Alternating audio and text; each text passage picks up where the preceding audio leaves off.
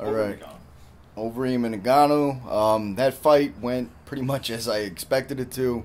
Gotta feel bad for Alistar Overeem. He was just at the tail end of a guy who was absolutely monstrous. I think Stipe is definitely gonna have his work cut out for him. I mean, Ngannou came in like a freight train, like I thought he would, and I don't see anyone slowing him down. Stipe is the only guy who has a potential shot at possibly beating him, and I don't think it's much of one. I think once Francis Ngannou gets his hands on that belt, it's going to take the holy hand of God to pry it away from him. Just going back to the fight, I've never seen Alistar Overeem so desperate to tie up with somebody, ever.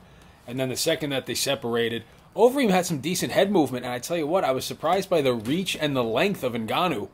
That hook uppercut that he caught him with, Alistar Overeem was on the way. He was actually rolling with the punch, and he knocked him unconscious before he hit the ground.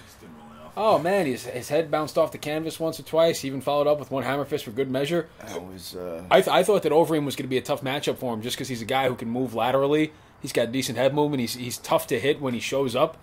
But Ngannou's athletics. Ngannou's speed, and at that size, I just don't think we've seen it before.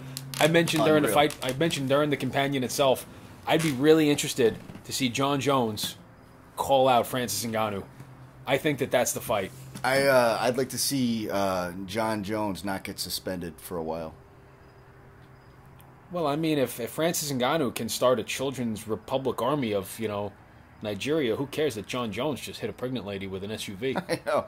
On cocaine. Rip it! Flip milk! Fuck out of here. All right. Can we just roll right into Eddie Alvarez and Justin Gaethje? Yeah, might as well. Oh, I mean, never mind. I guess Jerry's the boss.